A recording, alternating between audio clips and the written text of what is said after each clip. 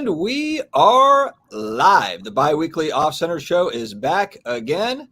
Bizarro World Flippin' Steve is in the chat. That's not the Steve on the screen. That's second Steve that is commenting from somewhere else. Yeah.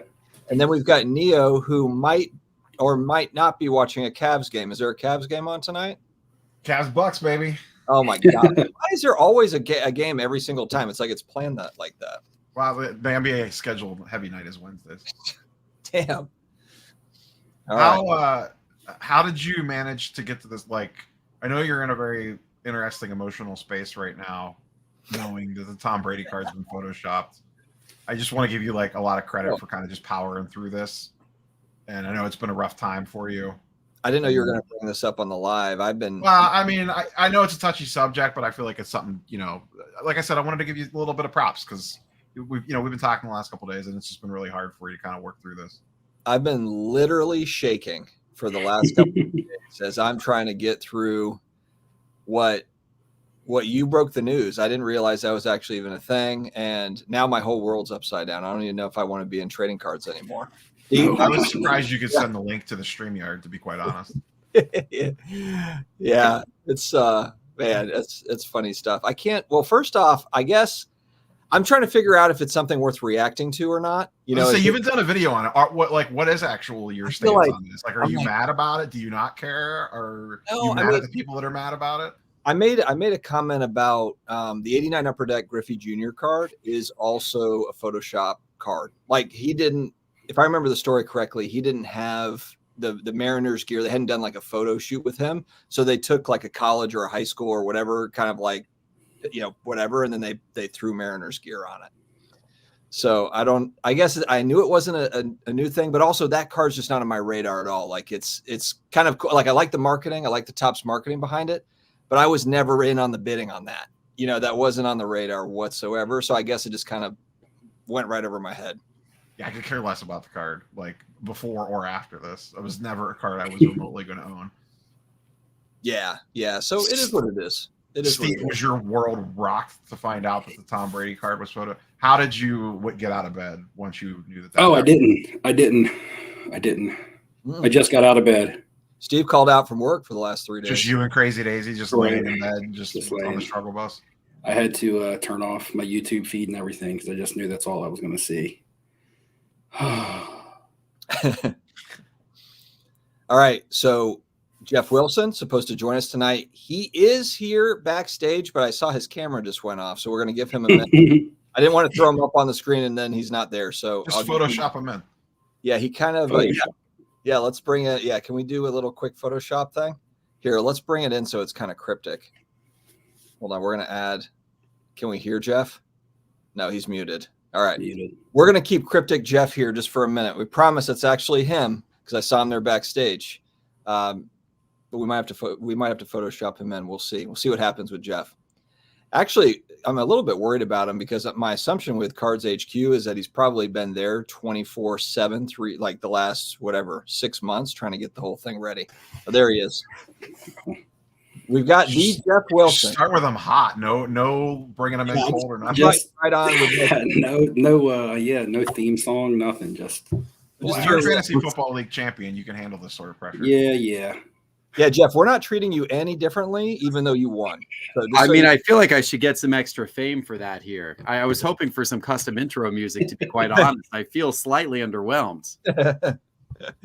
Steve, do you have some things that you want to say, given that you kind of, you started the league, you were the one that was up against him head to head there. And yeah. Quite get it done. Oh, I ran into some monster performances. The game ended up being a lot better than I thought it was going to be after his start with CeeDee Lamb and Lamar Jackson. For me, it was a double-edged sword. I had those players going in another league that had quite a bit of money at the casino. So it was kind of where do I want to be at? I'm just glad our game ended up being competitive. Of course, I would have liked to win. I'm not going to sit over here and pretend that, good game, it's all good. No, I would have liked to win. But, it was fun. The whole reason that we did the league and the reason behind it, I touched on it in my last video because I haven't been doing a lot of videos. And actually, I've probably put out more this year than I did in the last 6 months so far. So I touched on it with that. It was just cool to get everybody involved. I'll tell you one thing, and I don't want to sound rough or harsh or anything like that, but Okay. with you, Geoff, it made me feel like you were like just a regular dude, like one of us, because we see your content and we see the big I thought you were about things. to come with some heat. No. We see the big things. We see the big things that he has going on and how big Sports Card Investor has become and things like that. Because I remember watching videos of you back in the day when you were just like sitting at like your desk. Actually, it was right here. I think that was actually. Yeah, but it wasn't all fancy, and the ball hadn't gotten rolling on all the businesses and things yet. And for myself, I became a little bit detached from some of your content just because of I felt like I couldn't relate to you as much anymore because I'm just, I felt like I'm a regular old guy who talks to my viewers, and it's small, small fish. But actually the fantasy football league was like, man, you know what? He has all that extra stuff and all that stuff that he's got going on and all that, but he's just a regular dude like us. He likes to talk smack about football. He likes to play, and sometimes there can be a little bit of a disconnect that might be created between people that see you on the screen and don't necessarily like interact with you on like more of a personal level. Well, look at that. I'm glad we got to do it. I appreciate it. Thank you for having me in the league. It was cool. Great that you organized it. All right. I brought my speaking of regular dude here. I brought myself a Coors Light to celebrate. So. There we go. My celebration beer tonight, gentlemen. And I do have a ring. It's the equivalent of like a Super Bowl ring with the number of diamonds on it. But what give him a ring or something, Steve? Yeah, there is a ring that is. it should be here in time for me to bring the Culture Collision. I'm excited for that. I'm going to put that up. There at the trade night too. We're going to have that on. I'm going to build a giant display case at Cards HQ for my content creator championship ring. It's going to be great. Hey, you've got the space for it. We'll get everyone in the league to sign it. Yeah, and it's the inaugural year. The first year, it could be the only year. We'll see what next season brings and where everybody is at that time. But we could always run it back if the opportunity presents itself. So, well, it was a lot of fun. I appreciate it. All right, so we've got Geoff for about 30 minutes or so. I've got a couple of planned questions actually prepared tonight, believe it or not, guys. So I planned a couple of questions. I think the first and obvious one, and we were actually talking about this kind of off screen a little bit. We've seen kind of the update video of what's going on, although I don't know if that's like brand new footage that you've shown here recently of the store, or if that might be like from a couple weeks ago. But you've got a trade night you're hosting in 10 days. Yes, 10 days. 10 days from today. Yeah, how are you feeling about that? We are going to be down to the wire. There's a lot to do. We're going to be working all weekend long.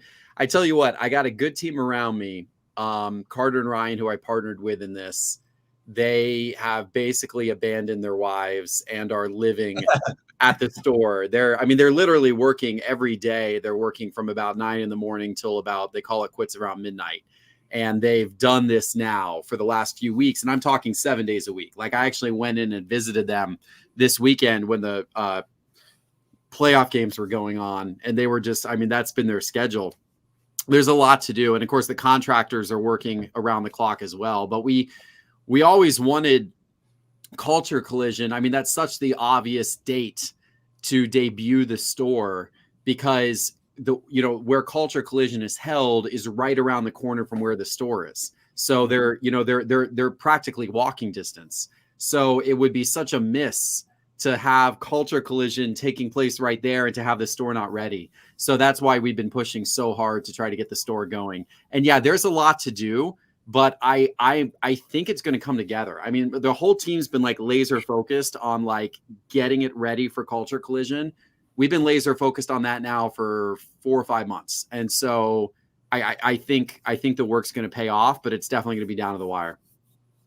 One thing I was going to ask kind of on the back of that is Culture Collision. I guess, are you kind of motivated? And it might be kind of too early, just that show is it's a couple of years old, but is that show, do you look at that as, a show that could grow over time, that could be kind of like a nice symbiotic relationship with just because it's so close to your store? Yeah. And they're already putting on a show. So that means that you don't have to put like a Cards HQ card show. Right. It's like, you can kind of have a symbiotic relationship with them. Do you want to see it be like a Dallas size or like, just kind of a larger show over time? Like Burbank is growing, kind of their presence. Would love that. Yeah. Would love that. Definitely want to support their show. Yeah, for sure. I think it's good for the card collecting community in the Southeast just in general, right? To have a show like that.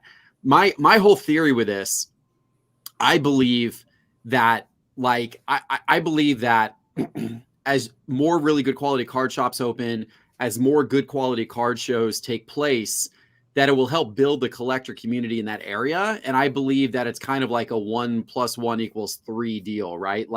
So I want to do anything I can to support them and make sure that they continue to have successful card shows, because I think that will just attract more collectors in, hopefully more new people in. And likewise, I want other card shops to open and thrive in town. I don't want it to just be us. And there's some other good ones in Atlanta. They're all pretty spread out. But I'd like those other shops to do well, because I think that together we can kind of, build the entire collector base. And so it's very important. I want them, I hope that the show continues to grow and thrive. I know they're going to do it twice this year, which is cool, because the last few years they've only done it once. So they're going to do it again in September, I think right around the start of the football season. So I think the timing on that will be pretty good. Now, Neo, you had a question, I think, around the liquidity piece. Did you want to go with that one? Yeah, it was something you guys kind of talked about towards the end of the video you did the other day. I know Rob Veras has talked about this a ton. It seems like, I have to imagine, a large focus of the shop is going to be that liquidity aspect of, like, I walk in or maybe remotely buy into a break, hit $1,000 card, you guys buy it off me, I then take that, maybe cash some of it out, use it to buy singles, buy into more breaks, kind of like rinse, repeat. It kind of feels like you guys are setting up almost like an internal ecosystem, basically. Is that kind of like the overall arching goal, kind of having the live breaking and then adding that liquidity aspect in? Yeah, 100%. Yeah. And the breaking, we're definitely going to get into breaking. I mean, that's definitely a big part of the plan, but more than breaking, it's really the selling of singles, right? So we're going to be selling singles inside in the retail store. We're going to have the largest selection of singles of any card shop in the world in our store. And then we're going to be live selling the singles. And then we're also going to be having all the singles for sale on our website, and maybe eventually eBay and all those types of things as well. But yeah, our business plan is really modeled after doing a large volume of singles sales through all of these different mechanisms, and having a high volume of turnover of all those singles that are in our store. So buying is going to be every bit as big, if not bigger, of a challenge than selling. I mean, I think we can get the sales. I'm actually less worried about getting the sales, because I think between our store and the various online platforms, and live streaming and all that, I think we can sell a high volume of cards. The question is, can we acquire enough cards to be able to keep that loop going? And acquire, obviously you've got to acquire quality cards at a good price. It's not, and that's not super easy to do, right? We're typically paying like 70 to 75% of comps when we're buying cards with cash. That's what we've been doing at card shows. And we've been able to collect pretty good inventory that way. Once the store opens, we're going to give people a little bit above that if they'll take store credit. And that's where I think we're going to see, even more kind of inventory turn. Like we might give somebody 80% of card value in the form of store credit, so they can then walk over to, one of our showcases and buy something out of a showcase or buy a box or that kind of thing. We're going to sell a lot of wax as well. But the one thing that makes me a little bit nervous about wax is you can't, you're dealing with allocations from third parties. I like to, in business, I like to be able to control, I like to be able to have things under my control that are like the key mechanisms for me being successful and making money. So it's a bonus if you can get more product, not a requirement. I can't control that. I can't control how much Topps is going to send me, or if Panini's going to give me a direct account or not. I can't control that. What I can control is going out and buying singles from people and then reselling them, right? So that's what we're leaning into first and foremost, and then the rest is going to be, extra. Now, how are you feeling about I know that you and your guys have been buying a lot at shows and all that, but then I was watching your video and hearing about the rows and rows of showcases. Do you feel good about your opening inventory as it sits now? Or do you guys still have stuff, coming in that you're buying, it's shipping into you that you need? Yeah, we're going to Dallas this weekend. I'm not, but a couple of the guys are to try to Dallas card shows this weekend, and they're trying to fill in kind of pieces of our inventory. It's interesting buying inventory for a card shop, because do we have the total number of cards we need to fill our showcases and open the doors? The answer to that is yes. But it's not just about having the total number of cards you need. It's about having the correct number of football cards and the correct number of basketball and baseball and all the different. And then it's not just about that. It's then also about having the correct balance of ultra modern baseball versus 90s baseball versus 80s baseball versus vintage baseball. You got to kind of have something that appeals to everybody. That's where it becomes challenging, because it's like, okay, we may have the total number of cards that we need, but we're lacking in 90s basketball, right? So we got to go to Dallas this weekend and try to find 90s basketball, because we got to be able to fill, we got to have at least a showcase or two of that, right? And we may not right now. So that's what we're trying to really fill in. We need a lot of TCG still. We've been doing better at buying sports cards than TCG. And that's mainly because we've been going to these sports card shows. So we're trying to do some TCG deals, but I'd say for the most part, I feel like we're going to have a pretty good spread of things come next week. It won't be perfect, and we'll evolve it over time, but I think it will be pretty good to start. Simon, go ahead, Rob. I was going to say, on the TCG side, I know you have like some areas and stuff for like trades and kind of hangout space. Do you guys see yourself ever getting into like the organized play aspect of it, like on the TCG side of things? Like, do you want to like be like a host for like, a Saturday night Pokemon League or like some sort of regional tournament or something like that? Yeah. So the guy who we hired to the general manager of our trading card game section is a certified Pokemon tournament director, wizard. I don't know what the term is, but he is permitted to run like authorized official Pokemon tournaments. He's gone through all the certifications or whatever's necessary. So we're definitely going to lean into that. I mean, that was part of our excitement around hiring him, was we wanted to do that. That's a world that honestly I don't really know. Like I've never sat down and played Pokemon competitively before. I've tried to play it with my sons a couple of times, and that's about my extent of knowledge of like Pokemon gameplay. But I know that that's a big base, and so we're going to try to bring him in, and we're going to try to do those types of tournaments and events. And as we build out that kind of featured breaking arena, with kind of the stadium seating and everything like that. Like my first thought with that was, of course, like card breaking, but my second thought of that was like final table of a Pokemon tournament, right? And I think that would probably be a pretty exciting place for like two people to square off in the championship of a tournament. Yeah, like if you're because I played Magic competitively back in the day, and there was always like table one, which was kind of basically the two highest seeds currently playing, and that would kind of be the table everyone would congregate around as the tournament went through, because different people would cycle through depending on who's on the top of the standings. So I could see something like that. Would you look into other TCGs as well besides Pokemon, like Magic, Lorcana, or One Piece, or like whatever the current hotness is? We did get some jokes around, will you have a lot of Lorcana over Pokemon, since you made that, I respect that. I respect the Pokemon community. They came after me with all their energy powers when I made those comments. But yes, we actually have a good assortment of Lorcana. I'm leaning into Lorcana. I like it. We do have One Piece, which has been super popular. That's just been going nuts. And we have Magic. I think we have a little bit of Yu-Gi-Oh, a little bit of MetaZoo.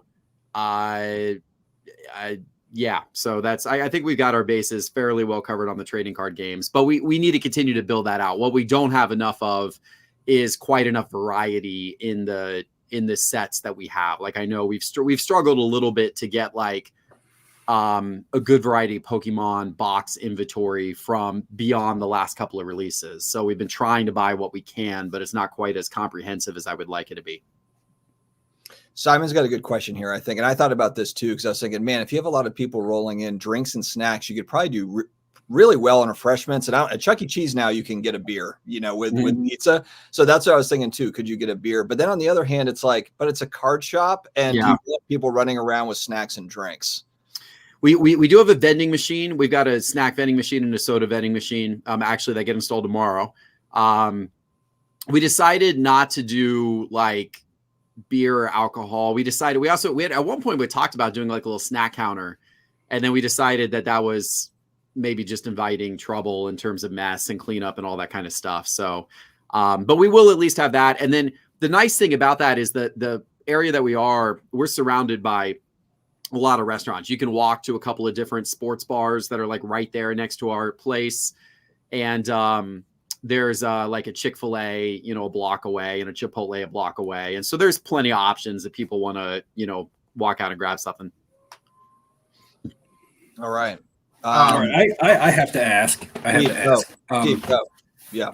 You talked a lot about sports and things like that. What about like, I don't want to say alternative sports, but, things like WWE, wrestling cards, things like that, or racing cards. I know soccer's kind of become popular now. So it's kind of like the big five if you're counting hockey and soccer. And pop culture items like Disney cards, Star Wars, Marvel. I have to say Stranger Things for Dustin. Sure, there we go. But things like that, and it might not be something like right from the beginning, because I understand getting inventory of the things that you really want to have specialized in is your number one goal. But is this something that maybe down the line you could see maybe bringing in? Yeah, 100%. Yeah, I'm seeing if I can call our business plan up because one of the things we did was we went through and like figured out exactly how many showcases we had and like how many rows of cards. And then we like try to figure out like what's the ratio of showcases of football cards to baseball cards and we went through and did that work like probably about 6 months ago. All those things were in it. Like I think we had like 1 or 2 showcases of motorsports, which was going to be like F1 mainly and a little bit of NASCAR. We had 1 showcase of wrestling, I think. We had maybe a showcase or 2 of UFC. So yeah, we consider that. We had some non-sport showcases as well. Some vintage Star Wars. I saw somebody say in the chat, that kind of thing. Now, did we acquire enough of all of that to like perfectly lay the showcases out the way that we were hoping to? I don't really know. That will definitely be a little bit of a work in progress in time. I honestly don't know everything we have. And it's been the inventory management of it is a challenge because there hasn't been good software to manage a card shop's like inventory in that way. Now there's some products that are working on that, right? Like Mascot and Magpie are both products that are kind of working in that direction. But it's a little bit challenging. Market Movers obviously does collection tracking, but it's more meant for somebody's individual collection, not like a store's retail inventory that could be turning over every single day. So it's been a little challenging to get everything tracked. And so we've done the best we can to like kind of piece some of these solutions together. By the time we open next week, we should hopefully have it like super organized, and I should be able to, the goal is to be able to, we've labeled all of the showcases in the store. We have like a numbering system on all of them. And by next week, when the store opens for Culture Collision, we should have, on an app on everybody's phone, we should have all of the inventory and all of our showcases in real time. So our associates should be able to tell you exactly how many wrestling cards we have and exactly where they are in the store in terms of showcase and row, and, be able to take you right there. So like, that's what we're trying to do, but it's a rush to the finish line to get that level of organized. So on that app, is that something like me, Dustin, and Steve could be sitting at home and be like, oh, let me go see what Cards HQ has for Marvel cards right now. Oh, cool. They have this. Yes. Buy it now or submit an offer or whatever. Yeah. So it's all going to integrate into Shopify. And then we're going to have our Shopify website will have all that inventory listed on the website in real time. Eventually what we're going to do is when the Shopify website goes live, you'll be able to at home buy anything from in our inventory as well. Right. And we're actually going to have somebody assigned to be, when an order comes in online, they're going to immediately go to the showcase and pick it out of the showcase and take it back to the shipping department. And then we're going to replace the card in the showcase with another card. So we're trying to get this kind of constant flow in the store of both the online customer and the in-store customer can shop in all the showcases. And if somebody buys it from either source, it's immediately out of the showcase, and then a new card's immediately replacing it in the showcase. That's how the flow's supposed to work. Now, you know, are we going to have some operational challenges at first? We may have a couple operational challenges, but that's how we're trying to set it up. Yeah, and that's what I was going to ask, because it kind of sounds like it's like the Dick's Sporting Goods of like sports cards, where you have all your little areas all designated to themselves.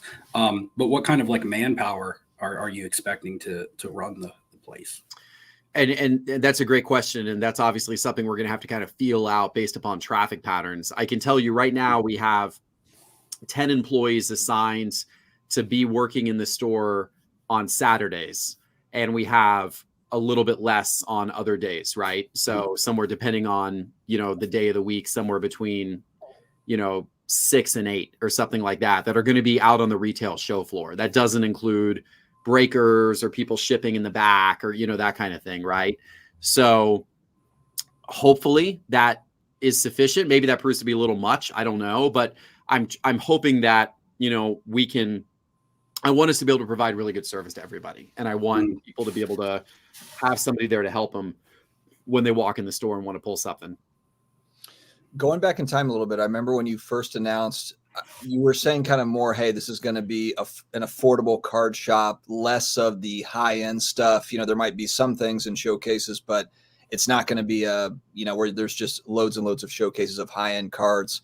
Have you changed your mind on that at all, based on kind of what's come to you as far as, you know, what people have been trying to sell you as, you know, for inventory? Or are you still trying to kind of keep it capped at certain, you know, dollar amounts? No, it's still that. And we'll see what the audience wants over time. Like, we'll see what our customers want over time. But the vast majority of cards in the store, the vast majority are under $500, and with a bunch of them under $100. Like, it's, you know, we're trying to make it, when we're buying cards, we're trying not to just buy everything. We're trying to look at a combination of eye appeal and price point. And that's where we're really trying to find a sweet spot. So we've been leaning into patch cards. We've been leaning into inserts, cards with cool designs. We don't want a bunch of prism based cards in our showcases. Now there will be some, without a doubt. I mean, they're liquid cards. There will absolutely be some, but we don't want just a bunch of cards that kind of everybody else has. And we want stuff that's got a little more eye appeal. We want people to be able to walk our showcases and go, man, they got some really cool cards I've never seen before. That's what we're hoping for. So, but we also want them to be all affordable. Like, we want a lot of cards in that $50 to $200 category that meet that. That's like the bulk of what we want the store to be. So, you know, we'll have some cards that are between, you know, $500 and kind of $5,000 is where we're going to, tap out on the high end. We have some cards in that area for sure, but the majority of the cards are that, you know, really cool looking $120 card that you might not have seen before. Like, that's what we're really trying to lean into. And of course, for people that want to go more value card hunting, we've also been buying a ton of value box inventory as well. And, you know, we've got 50-cent, $1, $5, $10, $20 value boxes. So, and we got a lot of them. So we've got, you know, in fact, we have an entire 20-foot area in the store that's designed just for value boxes. Fantastic. Oh, go ahead. You were saying, we were joking earlier about, you know, you sitting in that room recording from your iPhone when you first started Sports Card Investor YouTube channel. When did this become like, you know what, I think I want to open a card shop? Like, was this on a whiteboard all the way back then? Or like, when did the bell go off of like, I want to do this, and then, oh wait, I actually can do this? It's been in the back of my mind. Not since the very beginning. I mean, you know, when I first started doing the videos and everything, I didn't have any aspiration that it was going to turn into what it turned into.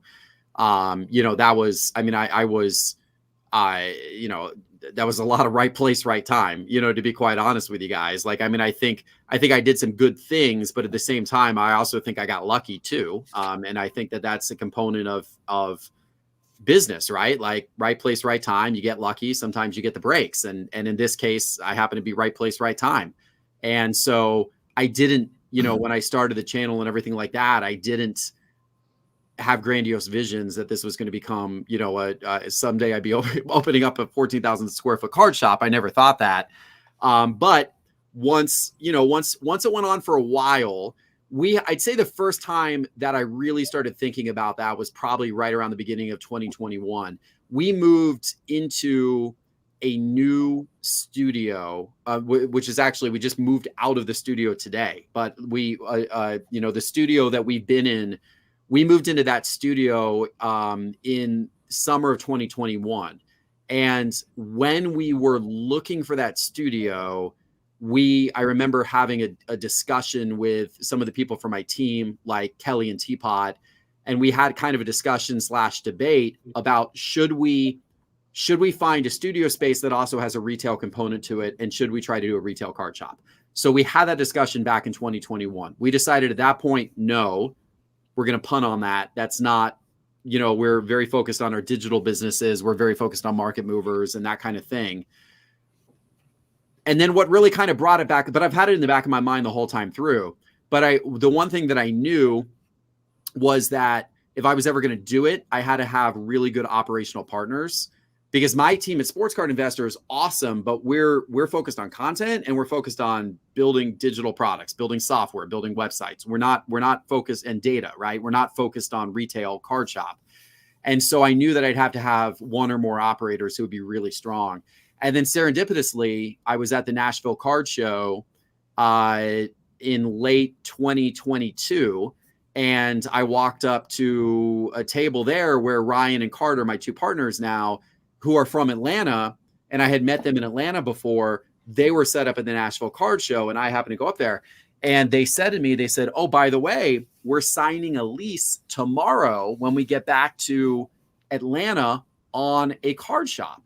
And I said, oh, whereabouts? And they said, oh, it's going to be in town. We're going to do it. It's going to be an in-town card shop, not far from you.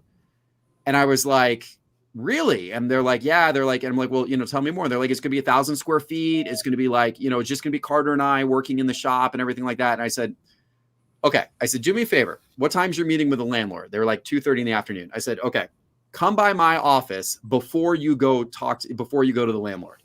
They came by my office that morning, and I said, hey, I've been thinking about doing this on and off for a couple of years. You might be the right guys to do this with, but here's my vision. And, my vision was what Cards HQ is today. It's, it's a very big shop with all of these cool features and the Sports Card Investor Studio integrated, a real experience. My vision was all around like experience, collector experience. How do we bring collectors into the store? And it's not just transactional, it's an entire experience when they walk in the store. That's what I wanted to build, because I felt like that's what was kind of lacking from the hobby. We've got a lot of great card shops, but not a lot of them offer a real comprehensive experience that causes you to want to linger in the store for a very long time. Some do, but in fairness, most of them are space constrained. So I'm sure many of them would like to offer more of an experience, but most card shops are small. And so I wanted to have a big one that gave us the ability to do this. So when I laid out my vision that morning for Ryan and Carter, they decided not to go sign the lease. And they said, you know what, let's keep this conversation going with Geoff and see if we can kind of reach an agreement here on working together. And so once I found them, I'm like, I got the two right guys, and now we can start this, ball rolling and make this a reality. It's crazy how that stuff happens. Just randomly walking up to a table at a national, then flips into all this. Yeah, it really is. So it's a little bit of serendipity. Are you going to have Ronald Acuna Jr. at the opener, and you're just not telling anybody? So I'll tell you the truth. We're going to have a really big athlete, and I don't know who it is because Topps won't tell me. Topps is supplying the athlete. So it might be him. I don't think it's so. The Topps, we're going to do a few different grand opening parties in February. The Topps one that Topps is kind of doing a big grand opening in our store is going to be February 24th, which is a Saturday. And they're going to bring an athlete to that. And they're trying to get a big athlete. I don't think it's going to be Acuna, because I think you're probably too close to spring training at that point, right? I mean, it's pitchers and catchers priority reported by then. Yeah. So you're getting a little tight. It'll be Dale Murphy. It might be, or Chipper Jones. I mean, Chipper Jones is That'd kind of be cool. the That'd be cool. Chipper Jones is the guy that gets kind of brought out for like a lot of Atlanta, like big Atlanta events. If it's like they're doing some type of big, sporting thing, then Chipper Jones gets rolled out as like the Braves, representative and hero. So it could be, who knows? I did take note that the Lakers don't play that night though. So if Tops wants to, fly LeBron in for the day, I'd also welcome that. Chat was asking, will card shop sales go in the market movers?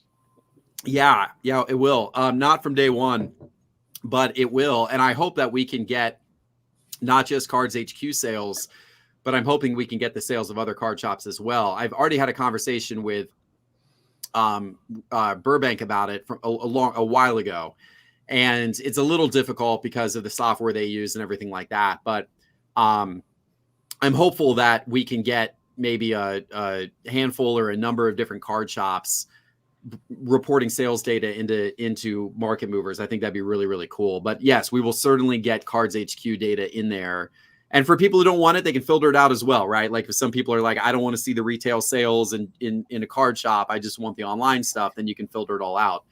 But we will have it in there. I think probably by April or so, it will all be streaming in there. Mike's got a good question here. Are we going to be able to haggle live with your employees for inventory that you have online? Do you have that sorted out? I mean, will it be like, or best offer type thing to where you have in the system, like this is our low and this, auto accept at this price, or? No, so that's a great question. So we've had a lot of debates about what to do with pricing cards in the card shop when it comes to negotiating. We've decided to go counter market. Here's what we're going to do. We're going to price all of the cards close to market value, many at market value, and many, very close to market value. Like we're trying to price everything within, 5% or at most like 10% of recent comps. And we will not adjust the price unless the market has significantly changed on a card since we priced it. So we're not going to, unlike most card shops, if you come into our shop and say, hey, I want that card for $80, but would you take 70 or 75? Our answer is going to be no. Our answer is going to be if the last sale on that card was $78, no, we're sticking to our 80. And the reason why is because I personally think it's more friendly to the collector to do it that way. I don't like card shops and dealers that significantly overprice their cards. And then with the built-in idea of the haggle down, I know that's common in our industry. I get it. Most card dealers operate that way. I understand it.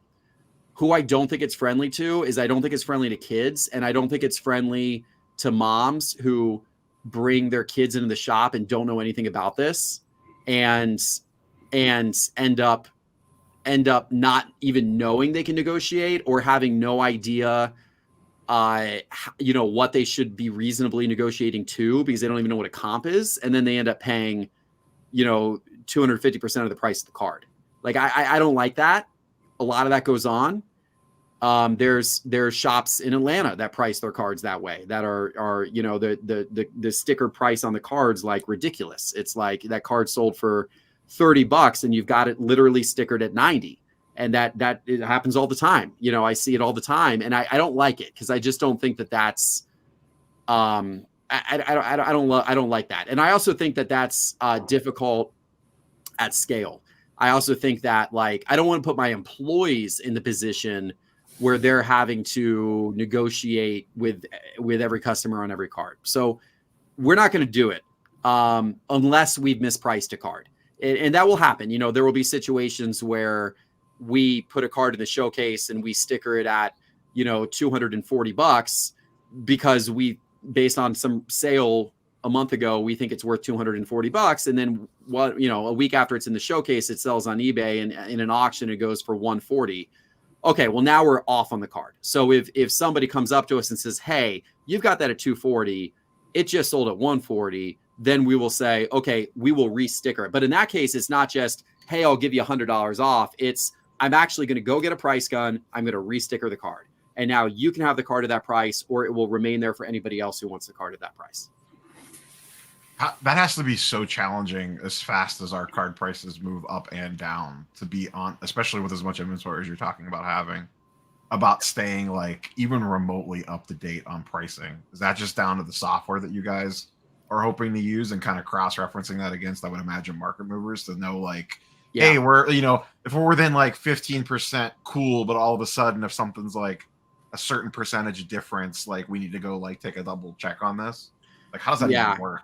That's where we eventually want to get to, and we're going to try to build integrations with market movers and our database and everything like that to alert us proactively if we think we're off on stuff. But the other key to what we're trying to do is we're trying not to keep any inventory in the store for more than about 30 days. I want this store so that if Dustin comes down and visits us, at the beginning of February, and then he comes back down and visits us in the middle of March, I don't want there to be a single card in the store in any showcase that was there when he was there at the beginning of February. That's how quickly we want to turn inventory. Will we be able to do it? We'll see, but that's our goal. And so what our system's going to be is we're going to track the number of days that each card has been sitting in a showcase. And once a card has hit 30 days in a showcase, we're going to pull it out of the showcase and we're going to go auction it off. Whether that's a live auction on Whatnot or whether that's eBay, whatever that looks like, we're going to auction it off after 30 days. And so that's our goal. And so then that helps protect against the prices being very far off as well, right? Because if you're hopefully turning the inventory that quick, then hopefully your prices don't end up in a situation where they're like 300% off from reality. Yeah, and I'll be there February at Culture Collision for the trade night. I'll be back in Atlanta in May for a concert, a Foo Fighters concert. So I'll be back in the store in May. So I'll be there in February and May. So I'll get to see. Are you test us out? The turnover. Yeah, I get to see how much turnover there is between. Yeah, so that's what we're hoping to do. And like talking to the people, talking to dealers who really do well in the sports card space and have done well over the last couple of years, even in a declining market, they all tell me the key to it is you can't hold any card for more than a few weeks. They're like, the market won't affect you if you're able to turn your inventory very quickly. The ups and downs, and it's mainly been downs the last few years, the ups and downs of the market won't affect you if you're turning inventory fast. If you're holding inventory, if you've got the same card in your showcase for 4 months, then the market's going to have a big effect on that card. So that's the key to how a lot of dealers have continued to make money in a down market. And that's how we're going to try to operate as a card shop as well. But we got a lot of inventory, so it's going to be difficult to do, but I hope we can do it. It's a good question here from Jay. Do you have kind of a content plan kind of mapped out for, because I guess you kind of call it content, for the people that are not in, of course, you'll have kind of the live streaming bit, the 24/7 marketplace, but is there kind of a live chat or, something to where you can interact with those people and I know you've got a whole kind of, big content plan, but is there anything specific that you could share for people that are not in the store? We're working on what I think is going to be a really innovative way of bringing people who aren't in the store into the store to give them an in-store experience.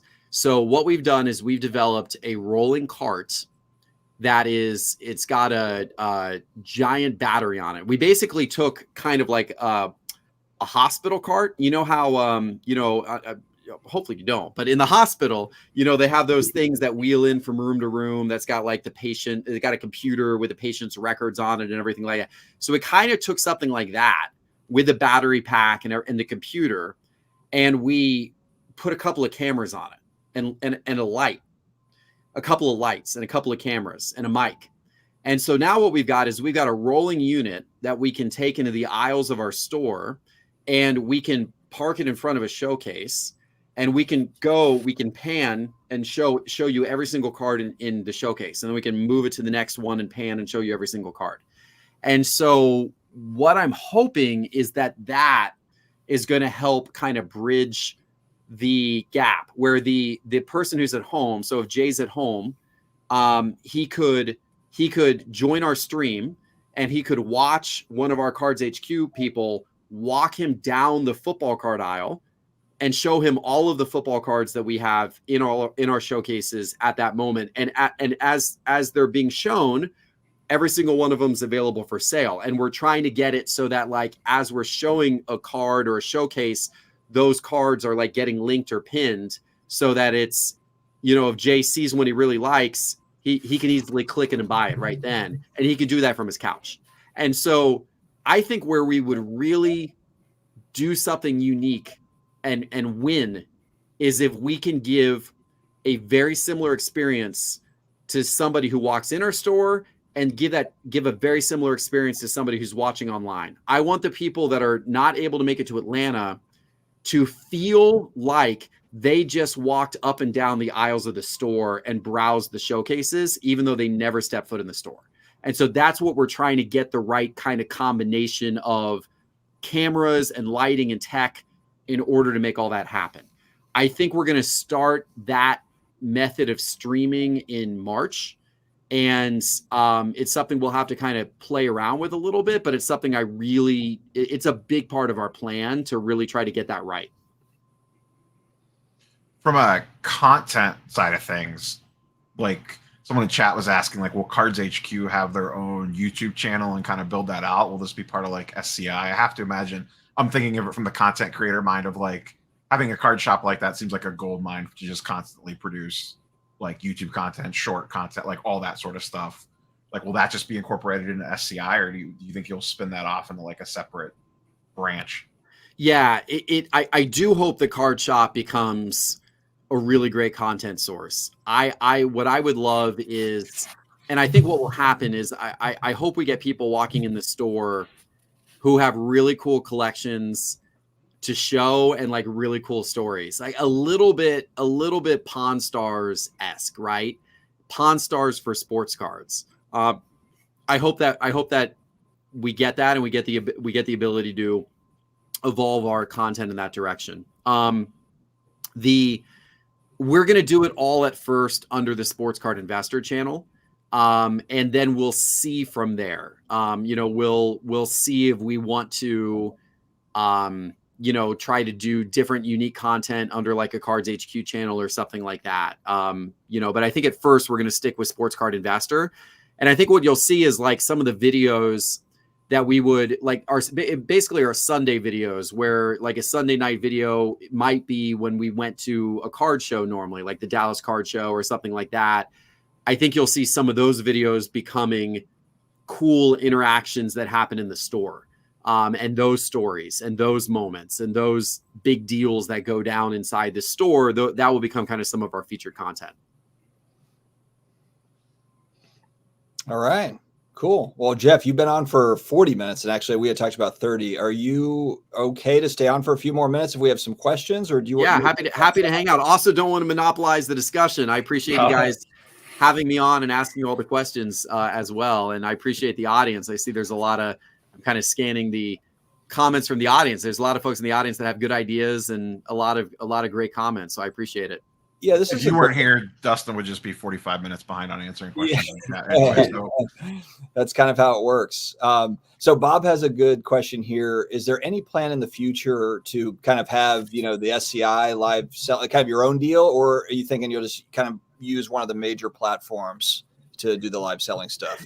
I'll be honest, we debated that. We talked about it. And when Card Shop Live went out of business, I had a conversation with them about potentially buying their technology. And my thought was maybe we would adapt into our own platform.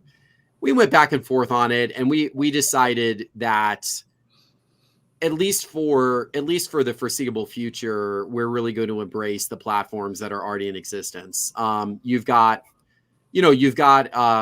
Whatnot, which has been a great sponsor, Sports Card Investor, and we've really enjoyed working with them. And they've got a great audience of people on there already who are already established and have already, done transactions and everything like that. Obviously, Fanatics Live is coming onto the scene strong and growing, and that's kind of a big part of Topps and Fanatics plans. eBay Live be interesting to see what happens with eBay Live and how they grow it, you know, with eBay as a brand behind them. And then TikTok shopping has really started to scale in popularity. So our feeling was, you've got these platforms that are already really, you know, established or getting established. And so I think we're going to go where the audience is, at least at first, and embrace those platforms and just try to do you know, try to do everything we want to do, but try to use those platforms. Yeah, that feels like a why reinvent the wheel when they're already there. Like, you guys have got enough on your plate already. Exactly. And it seems like a tech challenge too. It's not as if, oh, we can build out a website. It sounds like it's a whole, you know, it's a whole ordeal. And you're right. I mean, they've already kind of done the work. You and I have talked about this a little bit before, but, you know, if this store is successful, and I know you mentioned kind of revolutionizing retail in general, could you see, you know, a SCI, you know, Cards HQ franchise opportunities up here in Raleigh, North Carolina, where I could open up the big tech store? Do you see that as a, you know, as a possibility futuristically, or is that not really in the, you know, not really front of, like, top of mind? I'm getting more excited about that possibility. I was not sure at first. At first I was kind of like, you know, I don't know. At first I was kind of thinking like, let's just lean into Atlanta as, like, you know, much like how Burbank has leaned into Burbank, and they haven't tried to, like, you know, open additional stores. They just continue to try to make their store better. And so at first I was in that mindset, but, you know, I took my kids to New York a couple of months ago, and we did the whole, you know, Times Square thing and everything like that. And, you know, we went into all the Times Square stores, the M&M store and the Lego store, and there's a Pele soccer store there, and, you know, all the different things. And as I'm going to these stores, I couldn't help but think, man, how freaking cool would it be to open up a Cards HQ Times Square? And, you know, and that may not be, by the way, that may not be like the most wise or prudent, like, financial decision, because I imagine, you know, the rent on that is $100 million a month, you know, type thing. Right. So it may not be a moneymaker, but it sure would be a showpiece for the hobby. Like, it's sure, like, you want to bring sports cards to the mainstream, open up in Times Square and have like a flagship sports card shop in Times Square. There has never been anything like that before, ever. And that, I think, would be kind of a flag planting in the grounds, we've arrived moment for the hobby a little bit, to have like a really big, impressive sports card shop in Times Square, New York. So I'm not saying that I'm going to do that, you know, but I am saying that if somebody out there wanted to back Cards HQ Times Square, that we could talk about it. It would be, you know, I think something like that would be pretty fun to do. Get Ruben on the phone. Yeah, Absolutely. Chat's asked a couple different times about grading submissions. Do you guys have plans in short or long term to do like any sort of like group submissions out of the store to any of the various grading companies? We will. We had really, really good plans in that regard. I think Dustin knows what our plans were, and we unfortunately had some things happen with a partner that was disappointing, to say the least. But we were gonna do some really revolutionary stuff there as well, but it didn't come together at the last minute. But we are not. We are pressing hard on having a really cool grading program.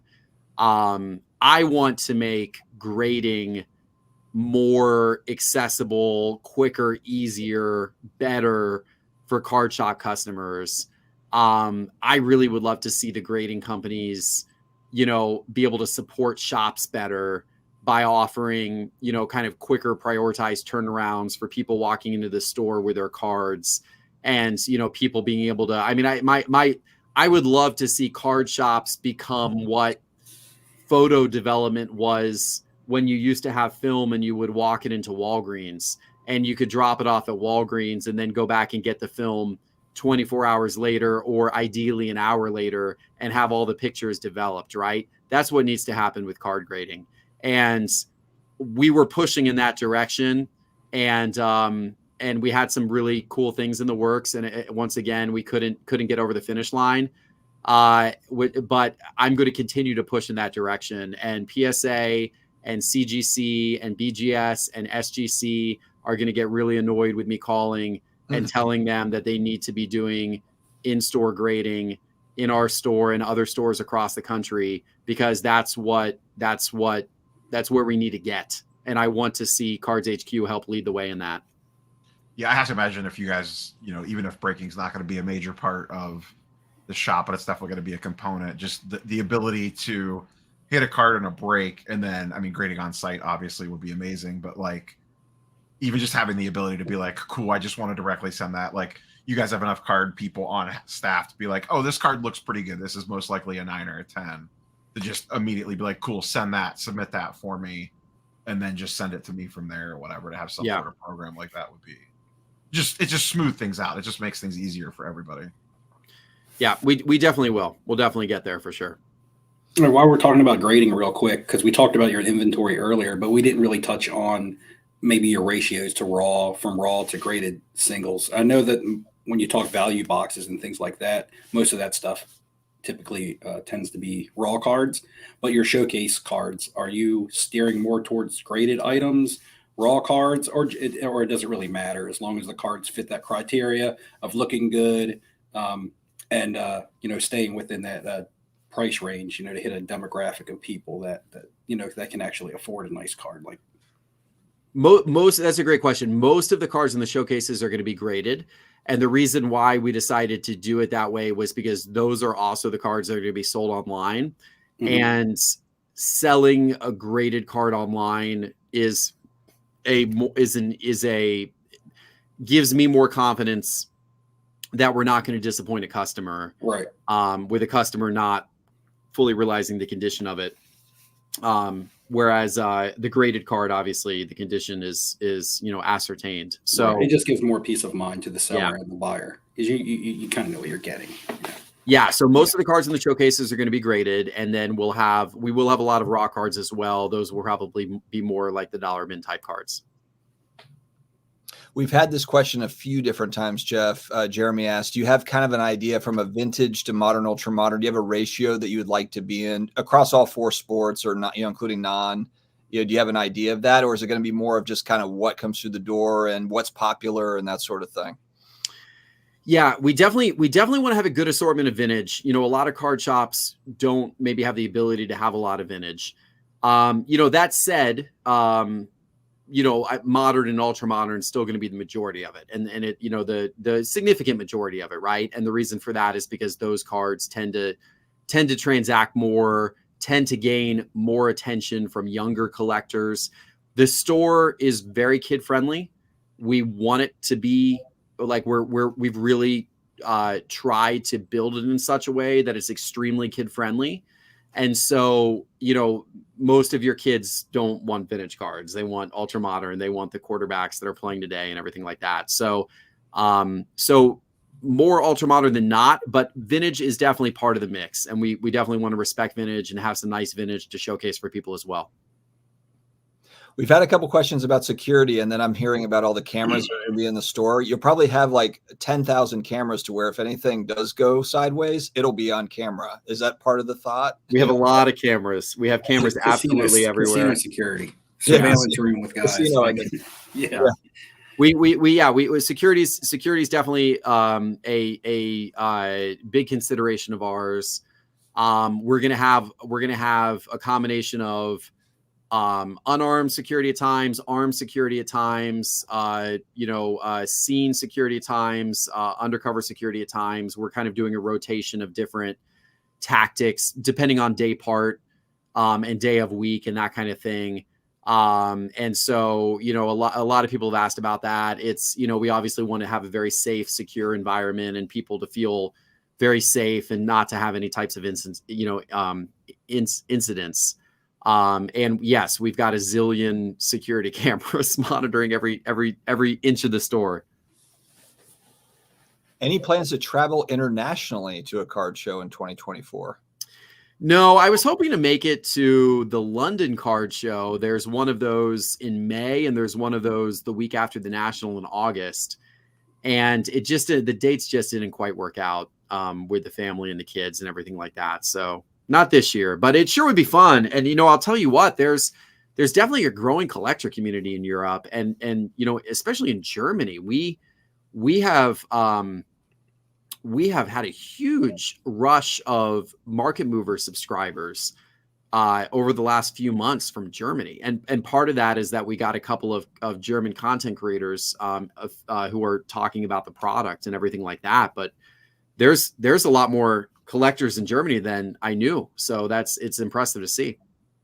Be kind of interesting, because if you are able to kind of live stream and especially show your inventory at any given point, you could almost set up at a booth at an international show and just have it kind of like bouncing back to the store and kind of just showing people that walk up, here's how you can buy cards from Germany, without having to bring all your inventory to Germany or Japan or whatever. You just show up with the projector or whatever, just show them like, okay, here's how we do it. All right, there we go. Dustin. It's funny because I'm going to Central Europe at the end of this year, and I've already started looking up some of these cities that I'm going to be in if they have LCS. There you go, Steve. Steve, just put a camera. Not shows, but just to see if they have card shops within their cities, and surprisingly, a lot of them do. And I'm talking like cities like Budapest and Prague and Vienna and Berlin, of course. But yeah, it seems like they specialize a lot in hockey and soccer. I guess that would be the most popular sports over there. But I'm looking forward to that. I've already started looking to be like, man, is there going to be an LCS in Budapest? That would be kind of neat. So this is an interesting question. A way for, I guess, people maybe to submit cards that they have to sell to you, but not in person. Kind of like submit them through a website or something, and then you're assessing, throwing out a number to them. Is that possible? Yeah, we'll probably do that eventually. At first, we're just going to be buying in person. In the store and at card shops, but we have talked about developing some type of online system. So yeah, maybe at some point in the future. Will Cards HQ, are you guys planning on doing like anything crazy for the national? Like obviously Sports Card Investor has a massive presence on the national show. I don't think we're going to try to do anything crazy with Cards HQ this year. No, we'll definitely have a presence there. One downside about the national and doing that is they prohibit anybody from selling cards in the corporate area. If you go into the corporate area, you are not allowed to sell cards. Are you allowed to buy? I believe you're allowed to buy. We actually just asked them for clarification on that for that exact reason. But so we wouldn't do any type of like huge Cards HQ thing in the corporate area if we can't sell cards. It's a little bit pointless. But we'll still do our Sports Card Investor thing and everything like that. And I think we have a couple of dealer tables for Cards HQ. So that's where Cards HQ will come into play. But it will be more of a kind of intricate dealer setup. So Patty's Cards, yes, there will be TCG, Pokemon, all that stuff, Magic in the front of the store. For sports memorabilia, I've seen a lot of card shops that also offer local team jerseys and helmets and that sort of thing. Is that something you guys are interested in? Or, because I know you have a lot of space, but probably still trying to figure out, all the stuff. Yeah, we're not going to do it at first. At first, we're really going to lean heavily into cards. We talked about it, and, we actually talked about like, do we call it Cards HQ or do we call it like Collectors HQ or Collectibles HQ or something like that? And do we try to bring in comic books and memorabilia and, various things? We decided, no, you know what? We're just going to strictly go cards. The card thing is a big enough business. It's core, obviously, to Sports Card Investor and what we do. And so we're gonna stay card focused. Now that doesn't mean that maybe around Christmas time we don't put some framed Braves jerseys out or something. Like maybe there's a little something like that, but it's not going to be a big part of our mix. Is there stuff, I remember around the Brave Stadium, you got a bunch of restaurants and things kind of in that area. Did they run little, like festivals or things to where you could actually set up, kind of pull that audience over? Because you're not far from the Brave Stadium, but there's a lot of people traveling in that wouldn't have an idea that even though you're right across the street, they wouldn't think that there's a card shop there or even local people necessarily. Yeah, it'd be fun. I thought about like, it might be fun to try to do like a little pop-up or something in the Battery where the Brave Stadium is. And then maybe that's a way, to expose some people to the store and get people around the corner to the shop and that kind of thing. So no plans for that this year, but I could see us pursuing something like that maybe in the future.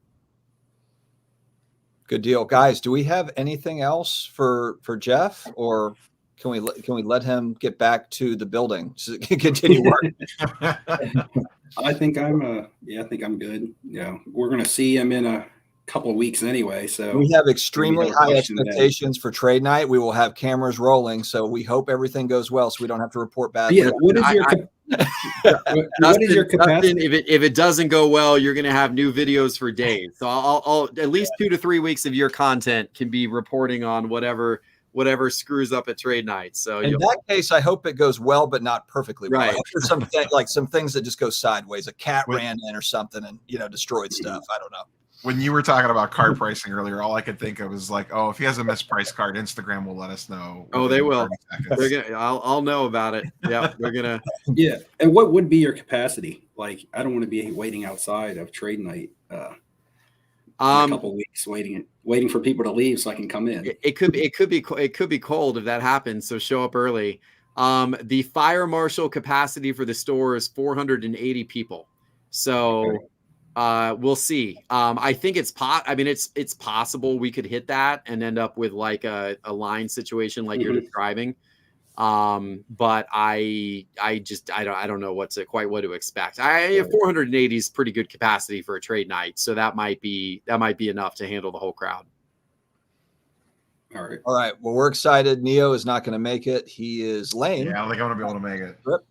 Well, we hope you got to come down for a Braves game once the season kicks off. We'd love to take you to one. But my wife and I are looking at maybe going down in September sometime. I think that's when I think Dragon Con is in late September. It's like a month or two before New York City Comic Con. So we were thinking Dragon Con, I think, is normally Labor Day weekend. I think that's I think we're maybe looking to come down for that because we almost went this year. So there you go. Look us up. The weekend of May 5th, there's at the park, there's a music festival called the Shaky D's Music Festival. I will be there. That's when I'll be back in May. That is a popular one. That's a lot of fun. Well, good. Awesome. Well, guys, I look forward to seeing all of you. And Steve and Dustin, I look forward to seeing you, I guess, next weekend. And Neo, we'll see you sometime later this year. Yeah, national for sure, if nothing else. Yeah, for sure. Appreciate you guys. Thanks for having me on the show tonight. Good luck. Thanks. All right. Thanks, Geoff. Appreciate it. All right. Oh, now it's just you guys. Yeah, now this chat clears. God, this sucks. We're up to 250 people. So we got 100. We did an hour as a guest, and now we got to do our own. Right? Yeah, start at the top of chat. Start at the top of chat. Start at the top. How far are we behind? Working your way down. I'm gonna do the Neo way and skip 70 comments, and then it'll be perfect. Guys, we have a little bit of a crisis going on here. I'll share my screen. Hold on a second. The Cavs won. We're fine. There's no crisis. Crisis. Yeah. Don't panic too much. Oh, look, Dan the Card Man showed up and Jeff left. Conspiracy? Yeah. What's up, Dan? Typical. All right, we have a kaboom, a fresh kaboom with less shield. Yeah, I think that's what's happening. What? I mean, that's the least shocking thing ever. It's a possible thing. We got some 2s and 3s down here, fellas. But the big bid up there doesn't. The big bid up there doesn't give a crap unless the big bid is the person who actually owns the card. Maybe it's just a couple of new accounts that are just trying to get a everyone just wants a piece of CJ. Card. Look, everything's getting shilled right now. I got shilled on a card last night, and it was a Michael Jackson card. Some desperate unbelievable, some desperate stuff going on. But it's so annoying when it's like this card. It's like you don't think there's going to be a ton of people watching this card. Like of all the cards that we're coming in hot on. I mean, give me a break. I know. Look at that. Who's G4? I mean, people are just straight trolling it now. I mean, that's all that is. Yeah, I saw no less than like 10 posts talking about this card, like what's going on with it. An absolute sold out at $800 a box or whatever for this card. Can you scroll back up to the top of it so we can see the image of the card? Yeah. Oh, wait. Let's go back. CJ Stroud, kaboom. Kaboom! 15,000. Do you think the people that added 15,000 realizes that card's Photoshop? Oh my God. And look, the rookie card logo is off to the left a little bit. I don't even think it's a real picture. I think it's like a cartoon. Exactly. So AI made this card. Controversy? Allen Iverson. Allen Iverson works for Panini. You know what's funny is that, like this is just like one of those hologram cards from like 1990 MU. I think I bought those out of a Pizza Hut vending machine at one point in time. What are those things back in the day that you would throw? Were they called shrinky dinks? You would throw them in the oven and they would cook up real small and like stick. That's what that looks like. It looks like a CJ Stroud shrinky. Chad's talking about the horizontal kaboom. There's 2 versions this year because there's a CJ Stroud horizontal kaboom. There's another one on eBay too for like 15, another 15K OBO or whatever. It's like, my God. CJ Stroud mania.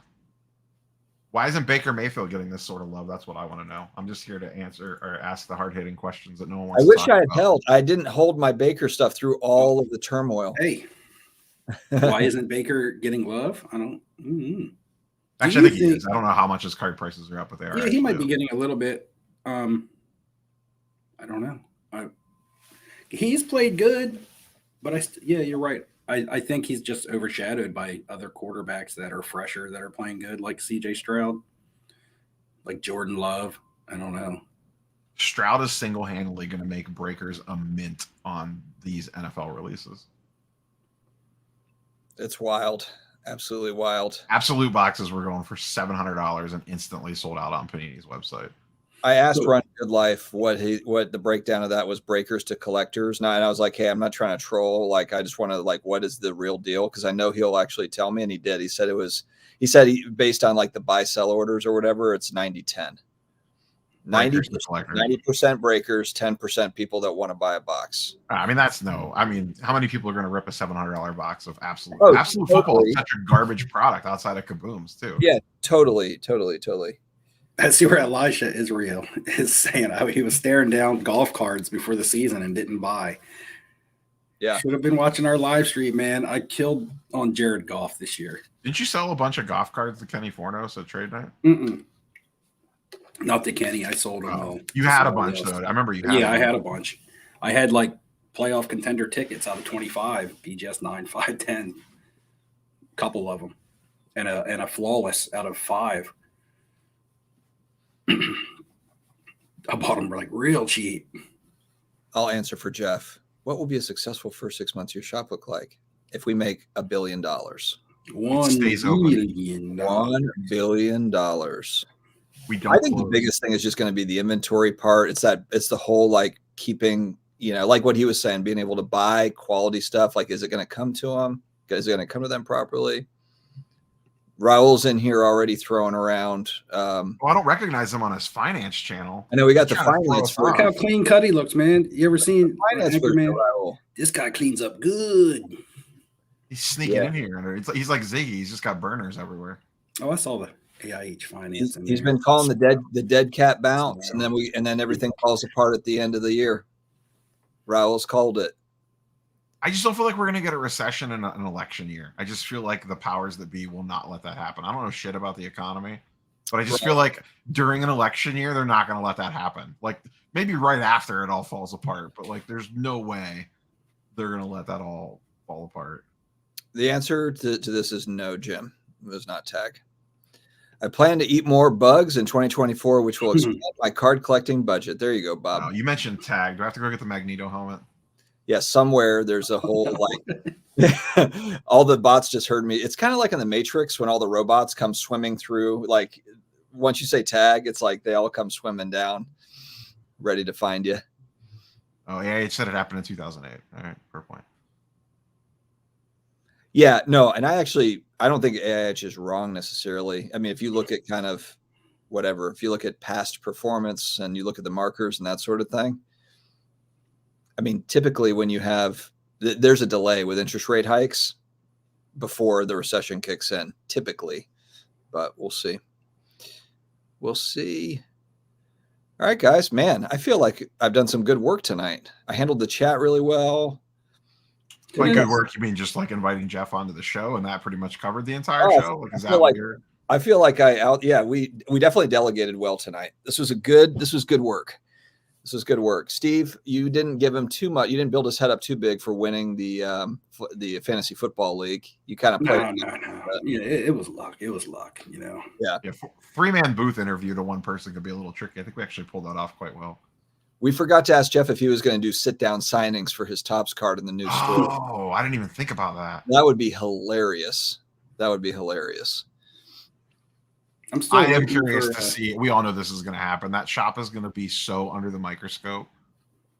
Are you kidding? Everyone's going to be looking for everyone, but a segment of people are going to be looking for any reason to post anything negative. And I'm one of those people, by the way. You're going to be looking for it while you're there next week. I might just rename the channel like Cards HQ or Cards HQ Reaction Channel. Yeah, Reaction Channel. Is that going to be your new third channel? I'll have a whole separate channel dedicated. Yeah. That might happen. Move to Atlanta. You could just go there daily and make a daily vlog. Oh man, yeah, that would be a lot. I need him to open up the second store a little bit closer. Had the athlete signings, we could send cards in and get signed and graded. Yeah, I mean they could do. Who did the one where wasn't there a store that had PSA in there? They were opening up stuff and PSA was grading it on site. I can't remember who did it. Was it Blez? Blez did that. No, Blez opened at PSA's headquarters. Oh, they opened there. Okay. Yeah, he did like what they did with SGC. Like SGC did that where I forget who it was. They were grading Rick Bowman at SGC. Yeah. They basically graded a break or whatever it was. It's just too much equipment to haul. Let's talk about the biggest sports extravaganza competition coming. It's not the Super Bowl. It's not any of this playoff nonsense. I can't wait to see where this is going. Isn't there a basketball tournament at Culture Collision that we weren't invited to? There's not even talking about. Nobody has mentioned it. People talk so much about Culture Collision and it doesn't even get talked about. Like you weren't in the draft pool. You guys weren't in the draft pool for that. It's funny because if you're like they said no semi-pro and above allowed. If you're the cool 25-year-old influencers, all of a sudden you're invited to the damn basketball party. You know the basketball. That's how you know we haven't made it. That's how you know we're not influencers because we didn't get invited to the basketball game. Yeah, you have to be 25. Oxygen. That's the other requirement. They don't want schooled by the old school. Oxygen. I'll be like Roth and grow my hair out and do like the man bun thing. No, I'm telling you, I'm selling oxygen on the sidelines. Sell those little tanks with the little mask that they sell like when like you see in Denver. Yeah. Yeah, right. I will not be at Burbank show mid-Feb. I don't think any of us are going to be there, right? I think I can safely say that. It's just too far. I'm thinking about Philly in March. I'm strongly considering Philly in March. Okay. That's the same time we all went last year. Bob's trying to lock down Cards HQ Delaware, Steve, before you can get on that. Yeah, see that. This is my annual or my weekly time to ask or bi-weekly time to ask. Delaware? Did you book national accommodations yet? Your house is the backstop. Like that's my backup plan. Actually, it's not my backup plan. That's the first plan. That's my A plan. I haven't yet. No. You asked, the only reason why I asked is because you asked me specifically about rooms or whatever. And I know. And then, stuff. But so I assume maybe something got booked. No, you didn't send me stuff. You sent me like a video on it. Just go watch the video that I did. Oh, let me go back through the 200 videos ago that was. I don't remember which one it is. Just search Cleveland National. It'll pop right up. All right. Well, yeah, you sent me like 3 nearby towns. I'm like, I feel like there's no good places to stay. I'm just giving you areas, and then you go from there. I feel like there's no good places to stay. Hey, Michael, I got it. Michael Ham, you booked this year. Yeah, why do we have to do everything? Book it, Ham, book it. Just get an Airbnb. Might have content creator Airbnb. Yeah, your house. That's what I was planning on. Your house for the Airbnb. I'm not licensed for an Airbnb. Sorry. I just wouldn't even know the location. You can't afford my rate. To get one. Where would I get an Airbnb that's convenient for the national? Probably Cleveland. Yeah, but I mean, like what part? Like it's all going to be driving. Ask me later. I'll give you specific addresses. I gave Dustin. I mean, I want to be able to. I want to be able to go outside and walk to like cool places to hang out. That's not going to happen at the Cleveland National. Well, no, I know. From downtown. No, I know I'm not going to be able to walk to the show, but there's nothing. There's not even like small. Like in Chicago, like we're in Rosemont. We're technically not even in like Chicago, so it's like isn't there smaller towns outside of Cleveland that have stuff? It's about 15. It's a little further away. You could definitely stay closer, but there's like Crocker Park, which is like a trendy outdoor shopping mall with a bunch of restaurants and stuff like that. And then there's you could say like Lakewood or Rocky River or something like that has like a little tiny downtown scene. There's like places like that, but there's not like a Rosemont equivalent. Matt H says him and his team are staying at a literal castle In Cleveland? I guess. Is that like Michael Stone says I should stay downtown. Are you sure that's not a Cards gentleman's club? downtown. They accidentally booked a gentleman's club. It looks like downtown.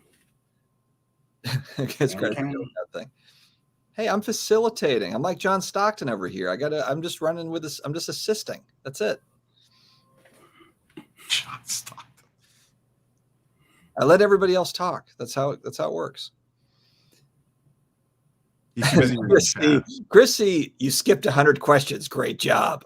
But Chrissy will be back. That's one thing I do know. He might be upset right now, but he'll be back. Plant things in the store. Oh my God, there's rats in Cards HQ. No, you have to plant some Stranger Things cards in there. Or some overpriced. Slide them in the showcase. Don't think for a second. Hey, don't think for a second I'm not talking to his guys operating and saying like, hey, dude, if you don't have Stranger Things cards in the store, literally no one's going to buy anything there. Well, Michael Stone said there's a casino downtown. So typically, there's a Jack Casino downtown Cleveland, but like if legitimately it's a nice casino, downtown, then it has everything you need. Downtown Cleveland to the IX Center is a solid 20 minutes. Like, yeah, but isn't everything minutes. Though like a solid 20 minutes? That sucks, man. I hate to say it, but this is the worst location ever. I mean, it's great for me. I'm not gonna lie, but it is gonna suck because I don't know. I've never had to get like an Uber in Cleveland. Not like Cleveland doesn't have Ubers or anything like that, but I just don't know that they have enough to scale to everyone walking out of that building at 5 o'clock. Right. Because if you didn't drive, you're gonna need an Uber. Yeah, but how did it work in Atlantic City? Atlantic City was the same concept. But Atlantic City is different. Though that town's built for taxis and Ubers, and there's still a lot of hotels you can walk to. Let me ask you this: is it going to be a giant traffic jam getting out of there, or is it set up well to where you can get out? Like a lot No, because they're used to having they have a massive car show and other events there, so they're used to handling like high traffic for big events. I mean, I'm not saying it's going to be like a dream to get in and out of there, but it's not going to be like a complete disaster. I think the bottleneck is going to be trying to get ride shares. Honestly. Another great third channel option here. The prepper culture gets clicks, according to Alicia. That's going to be a whole nother channel in itself, guys. It's going to be like the Blair Witch Project. I'll be out in my backyard talking about the end of days. Whatever it takes. Cardboard, expensive pieces of cardboard with men on it, guns, canned food, and water. I guess I better start looking into this. I hate booking. I keep telling you, especially you, Steve, because you got to book 2 rooms. Yeah. Well, you told me to get an Airbnb. That's not a bad idea. I haven't looked at what the Airbnb situation is up there. I've never had the need, but it wouldn't be a bad thing to look at. Yeah, but what if the winner is like? Then it could be like a real world situation. Like, what happens when you get 8 content creators in the same house? For 5 days. I was watching something on Mangini the other day, and I think he said something that him and a whole bunch of other content creators are collectors, a bunch of other people in the hobby. I don't know if he specified content creators or not. Yeah, but still get the venues all getting a big place together. I don't know. Yeah, the parking lot's massive at the IX Center, but I don't know that they have the infrastructure in regards to rideshare because most people are traveling in for this. I have no room. Look at that big ass basement you're sitting in, man. I'll pull up a pillow right back there where you got those Star Wars toys. Yeah, you can put a couple air mattresses in there. My wife doesn't like you guys that much. I'll blame her. Fair. I feel like she would be accommodating. She'd be hospitable. She likes me and Ham. She doesn't like Dustin because he skips out on dinner. Dustin's never come and hung out with her. That's the thing. She's like insulted. Right. She thinks Dustin doesn't like her because Dustin didn't get hot chicken with us, and Dustin didn't go to a I didn't 4-hour get dinner. I didn't get invited to the hot chicken thing. I don't know where I was, but It's because you were gone. You showed Yeah, up. you for were 5 on minutes family and then you duties. disappeared for the whole weekend. because you're a family dude. You're on family duties that time. Remember, that was Atlanta Culture Collision 2 years ago. Oh, okay. Yeah, my wife was extremely upset when you blew us off for the 3-hour dinner. I'm Like, sure. I thought Dustin was coming. I really enjoy talking with him and hanging out with him. He's a very nice person. And then after that, she's like, he's off the list. Yeah, I mean, okay. Well, fair enough then. I guess then I'm just not going to get invited to stuff, and I have to accept that. Oh shit. Let's talk 2024 then. Something else. Let's talk something. Yeah, else. let's move into something We else. haven't talked about like. I'm going to do a video, but do you guys have any different kind of like? You guys have any goals set for 2024? We kind of. Did we talk about this last time? I'm trying to think because we have missed a couple weeks. Last week we were supposed to live stream and it got pushed to this week. Yeah, to line Right around New Year's, maybe. Was it the Yeah, week we did one after right New Year's? after New Year's where we talked about like all this stuff. Yeah, but it's been a while since then. We're probably thinking better now, and maybe things have changed. Have we started? Well, have we started anything this year? Have we picked anything up? We selling, buying anything? Like, I just sent like 1,000 cards to ComC today. okay, you're building up your bankroll. Maybe not 1,000, but like at least a good.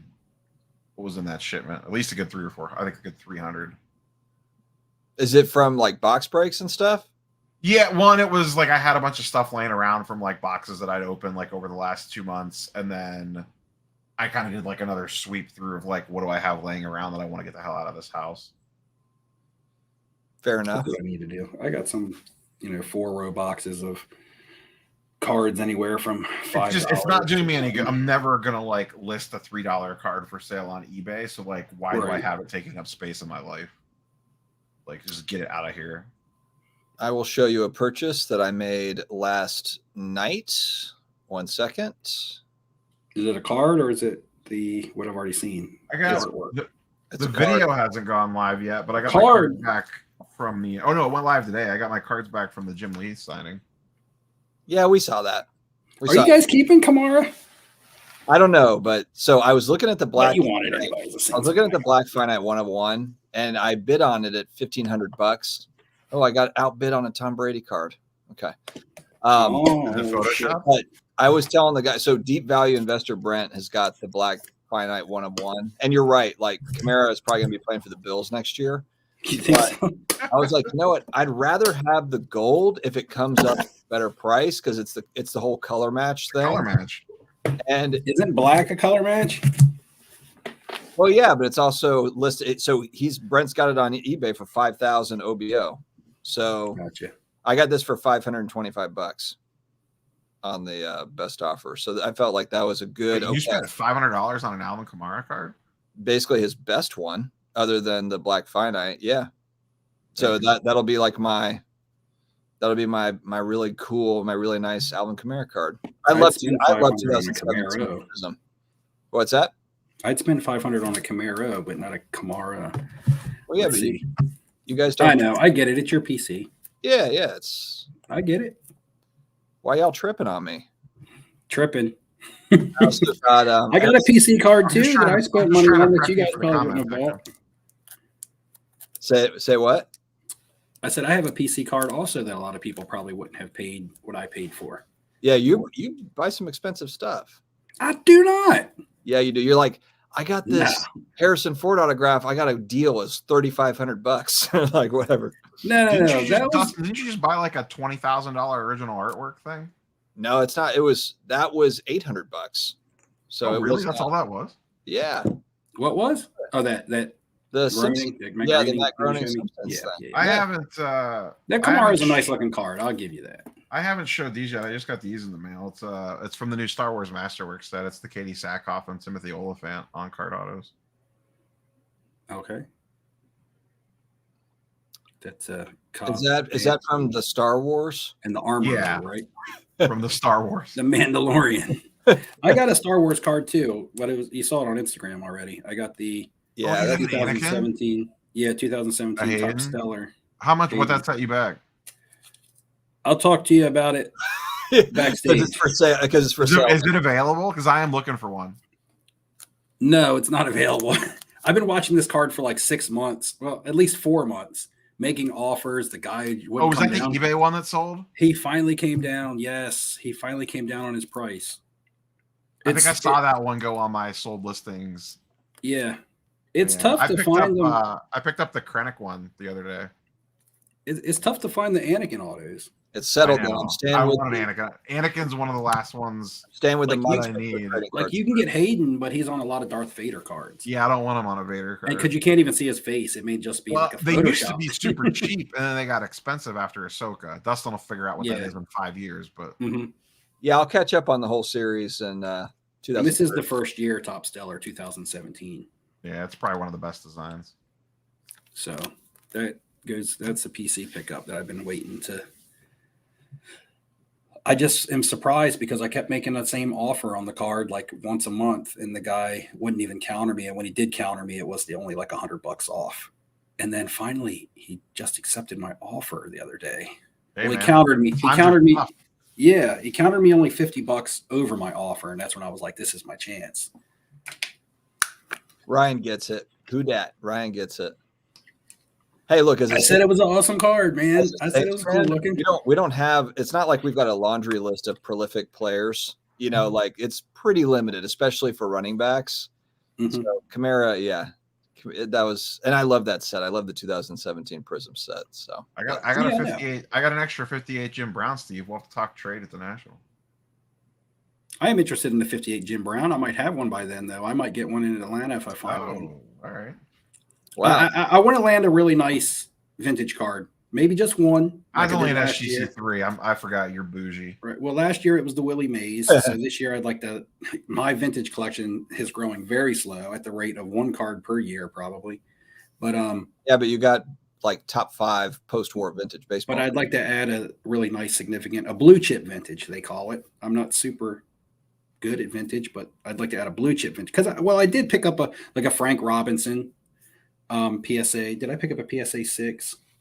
And I had gotten a 48 Bowman Stan Musial and a PSA 3.5. But those are nice vintage cards, but I don't know if they're necessarily blue chip. They're not like the Willie Mays Bowman that I got. So I'm looking to get I'll buy like maybe an Ernie Banks and some of the vintage stuff that's a little bit in the price range, but I want to get one big one. It won't be a Mantle of any sort. I can't do that, but I'd like to get a 39 play ball Ted Williams. Really what I'd like. They're out there from the baseball side, but on the football side, there's other stuff I would like too. Either I'd like a Walter Payton and I'd like a Walter Payton at a 9, but at 8, I would take an 8. And then the 8s are fairly Jim Brown too. Yeah. Not great. You want the Jim Brown? 8s are only around like $1,000. Yeah, it's not crazy. 800 to $1,000. They're going for like 930, not 900 to 1,000 on eBay. If I could get one in person, I might be able to get it cheaper than that on a Walter Payton and an 8. But the pop report on that is like 3,000. So what grade of Jim Brown do you want? It just depends on the bang. It depends on the bang I can get for the buck. Actually, today I looked at 2 PSA 6s. Jeez. That doesn't mean that's what I'm going to get. It just depends on, because one of the PSA 6s didn't even look as good as like a 4 or a 5. Like the picture wasn't very clear. My 3s look great. They do. I have one on my desk. This card looks great for a 3. Just centering. That's the only thing. Right. Oh yeah, it looks nice. Yeah, that one does look good. Because the color on these can sometimes get. But I'd like a 54 Hank Aaron. But I mean, the stuff's not really that rare. Not in low grade. High grade is what makes it rare. There's no rush really. Right. So it's not like I'm in a hurry.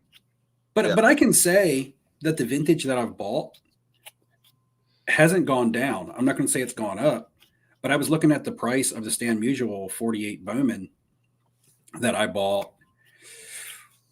I probably bought that like a month after I got the Willie Mays. So I've had it since like April. And I was looking just to see where it was, if it was holding strong in the market. And it's actually a couple $100 like up from where I bought it from.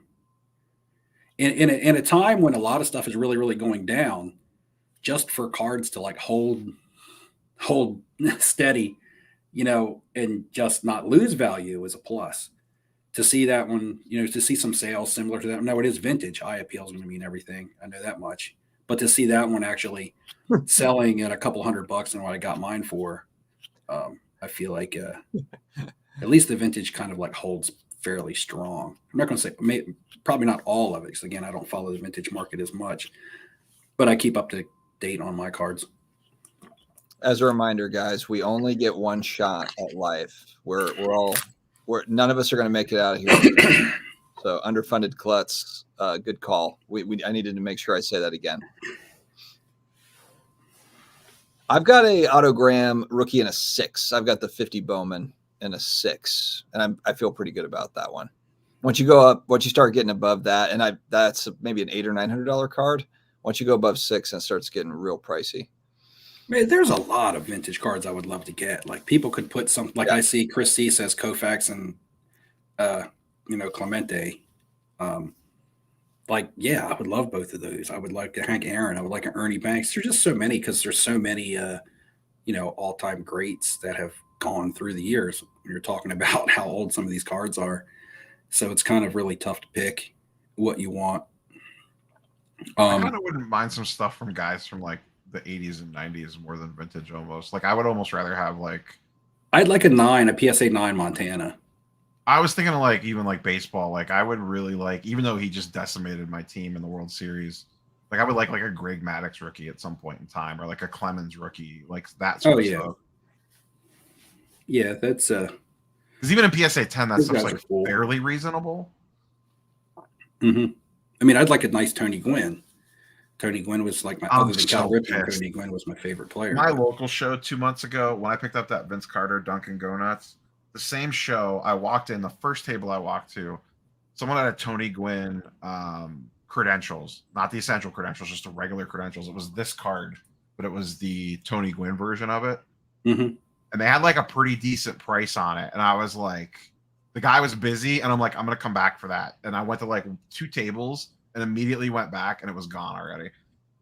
Yeah. You know what's funny is back when I was collecting years ago in the 90s and stuff, and I had specific players that I collected, and I tried to collect as many of their cards as I could. Tony Gwynn was one of them. Cal Ripken, of course. He was my hometown guy. And then I collected another guy just because he was dirt cheap, and that was Ken Caminiti. But that's because I played third base in baseball, and he was like a killer third baseman. He had a couple decent. You guys have the same guns, right? Like that. But, he passed away, I think, and he had like drug abuse and things like that. But yeah, he had a bunch of steroid problems. But back then, like Tony Gwynn was like cheap. When you're going through Beckett, you're comparing him to the top guys. But I feel like Tony Gwynn now, and maybe it's because he's passed away, like trying to get his autograph cards and things like that are, I'm not going to say expensive, but like he holds pretty good value now in the hobby from what I see, at least what I would expect. Because was never a home run hitter or things like that. Maybe he was likable. He was really likable. So maybe just him being likable and people finally. Yeah, I just think I have more nostalgia for like those 80s, 90s guys because I watched them play more so than like going after. Like I understand like the iconic likeness of like getting a Hank Aaron or a Clemente or whatever, but I didn't see those guys play, so it just kind of hits different. Right. Well, and that was my favorite team other than the Orioles was the Padres when I was cheering for Tony Gwynn and Ken Caminiti. They both played for that team. Like Trevor Hoffman was like the closer. I think I only got to see – I remember because I grew up an hour from Pittsburgh and an hour from Cleveland, and we would go – this was in the late 90s. The Pirates were terrible. Mm-hmm. And you could get tickets for like $5. So anytime – we were big baseball fans in high school. Like anytime anyone big would come through, we would always go. So, like, when the Padres came, we would go and see Tony Gwynn, and we would sit in the outfield right behind him, like, in the first row. Like, anytime anyone from the AL or the NL would come through, because that was before interleague play really took off. So, we would always use the Pirates' cheap tickets as a way to, like, see all those guys. Just reading some. Michael Stone made a comment about Kent Herbeck. I remember him on the Twins. And, man, he hit I wouldn't mind a nice Kirby Puckett card. Speaking of the Twins, yeah, I'm sure Stone's probably like freaking out because he probably has this pile of them because he's a huge Twins guy. Okay, like, even like a Puckett auto or something would be cool to have. I don't think there's a lot of Kirby Puckett autos out there. Probably not. Stone's probably writing a Bible in chat right now. I remember the Twins were really good in RBI baseball. I think it was the NES game. Was it RBI baseball or it was one of those bases loaded or whatever? But the Twins always had those like the big hitters. Well, they had Kirby Puckett, and they had what? Knobloch was on. Chuck the same Knobloch. team. Yeah. It was like a hitting machine. Yeah. Before you get the yips, Paul Molitor was on that team probably. Yeah, I can't remember many Twins players for some reason. They had a couple good pitchers too, but I'm drawing a blank on who they are. I remember the Twins being good though. Did Jack Morris ever pitch for the Twins? Yes, I'm pretty sure. I might be wrong. I know he pitched for some different teams, but I might be wrong. It's all a big mess up there. Ken Herbeck. There you go. Yeah, I remember Kent Herbeck though. He had a bomb in Orioles Park into left field and almost hit me. It bounced off the concrete steps. I was like, I heard it whistle by my head. I don't think. Oh, Rick Aguilera. That was the guy I was thinking. He was their closer, I think. I don't think Puckett has many pack-pulled autos. Probably not. Some of these guys, they may have some Leaf products. They're towards the late 90s Well, and Puckett stuff. died young. That's part of the problem. Yeah, but Leaf was putting out like Leaf Signature and stuff where you would get like one auto per pack. I remember that's when like opening packs was awesome because you were like getting an autograph in a pack, and that was like unheard of in the late 90s. That's like when it first started. And those are the products that now I think are slept on products. People don't go back and look like 91 Pro Line football. It's got some of the first autographs of people in it that are really nice, clean autographs before they started signing massive amounts of autographs. So the names and stuff are a lot more clean, and they sign full signatures and things like that. But that's just a product where you could have a player in that's $50 and he has a flawless card out today that's $300. And this card could have actually, the Pro Line, a lot of them are actually during their playing days. What's funny is I remember opening packs of those the 91 Pro Line portraits as a kid, and of course there wasn't like a place to check the checklist, online. I had no idea that there were any autograph cards in those packs, and I'm obviously like never saw one, but I just remember like finding that out maybe a couple of years ago about those autographs and thinking like, how the hell did I not know that? But it was because I was 10 and there wasn't a checklist anywhere, to find. But what can you do? You guys buying Prism White Sparkle pack starts at $750, 4 cards, smoking hot deal. I bought a Drew Brees. I just graded a Drew Brees White Sparkle 2018. But it's still bad. This absolute stuff is the next thing in the line. It's so crazy to me, the difference in wax pricing on Panini versus Fanatics stuff. Like, it's just wild. Interesting times, guys. Well, it's 10:45. I've got to get up early, so I think I might have to bow out. Fellas, is there anything that you want to cover here before we jump off? I feel like we did good work tonight. Jeff carried us. By good work, you mean Jeff carrying us? Yeah, I feel like, it just all kind of worked out well. No, I think it was a good show. It was a good show. This will be our last show before Culture Collision, right? Yes. And then we're going to do a show directly after that show. Okay. So, yeah, it's going to be good. Like the 4th or something, or 30th? No, we talked about this already in chat. Was it 30th? Yeah, something like that. Something like that. Well, I just want to know if anybody in the chat is going to be at Culture Collision. Hopefully so. Hopefully we see you guys there. Find us if we can't find you. Steve and I will be like towards the front door. We're not like, our booth's not in the back by the basketball. Yeah, I don't know where it's at. Oh, We're not near the basketball game, but I want to see it. It's going to be so exciting. Yeah. I need highlights. Highlight. Yeah, fun. There will be highlight. Yeah, I just want to go out there for just a few quick plays, and then I'll grab water, and that's that. I hope Mark is there. Mark, who won the trip to the National this year, Mark Sipe. The first time I met him was at Culture Collision 2 years ago. Oh, I remember him from then, yeah, too. so hopefully he'll be there again, and we can say what's up and things like that. All right, there's a fair amount of people. Matt, Rob are going to be there. Yeah, there's some people that are going to be there. Oh, Rob's got a table set up in front of the courts. Okay. Okay. Yeah, we're going to be just on the more towards the front. Oh yeah, I know Rob. Is it the first? Last question here. Yeah, $5,000. What card are you buying with it? Yeah, $5,000. What card are you going to buy with it? Probably So Mark just have Hamill. one. I So just go have Mark- one, right? Yep. So we got to maximize this $5,000 out. It's I'm not gonna like go we can Mark do Hamill everything. auto. His Stellar auto is probably about, or his Masterworks auto is probably about $4 or $5,000. Man. That much? Jesus. Oh yeah, Mark Hamill autos are expensive. Especially Stellar, because he was only in one set, and he has an old Masterworks auto that has a really good image on it, and that's from like 10 years ago. So they're super rare. Yeah, Mark Hamill autos are that much. He didn't sign for the longest time. He just started signing again, so I don't know if it's going to pull down the value a little bit or not. But yeah, his stuff's expensive. He didn't sign for like, I don't think he's had a pack pulled auto in like 5 or 6 years, and then he just was in this new version of Masterworks.